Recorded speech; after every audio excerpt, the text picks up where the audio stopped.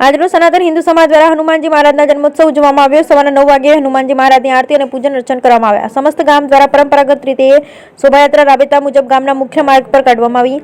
શોભાયાત્રામાં કોટડા જડોદની ધર્મપ્રેમી જનતા જોડાઈ કરી શોભાયાત્રાની શોભા વધારી। સમસ્ત હિન્દુ સમાજના મહોત્સવ રૂપી ઉજવણી ભવ્યથી ભવ્ય રૂપે કરી ગામની એકતા અખંડિતતા વધે અને તમામ સનાતનીઓનું હિત જળવાય અને જગતનું કલ્યાણ થાય અને ગામનો વિકાસ થાય તે માટેની અનેકતામાં એકતાનો એક સુર પરોવી ભક્તિભાવથી જય જય શ્રી રામના નારા સાથે સૌએ ગગનભેદી અવાજ સાથે હનુમાનજી મહારાજનો જય જયકાર કર્યો હતો।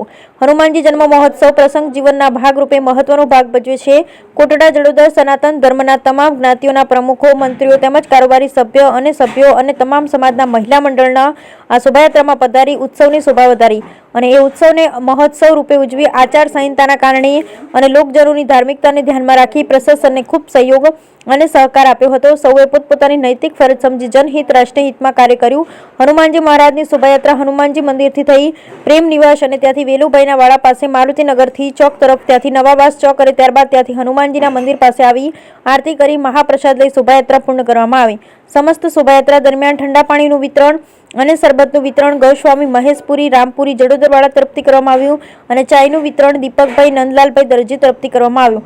મહાપ્રસાદ બનાવવામાં ખીમજીભાઈ સેગાણી, નરસિંહભાઈ સાહેબ, દીપક મામા, દીપક દરજી, વીરજીભાઈ ડોશાણી, પાચુભા જાડેજા, રમેશભાઈ નાયાણી, શાંતિલાલભાઈ નાખરાણી, ગાભુભા જાડેજા।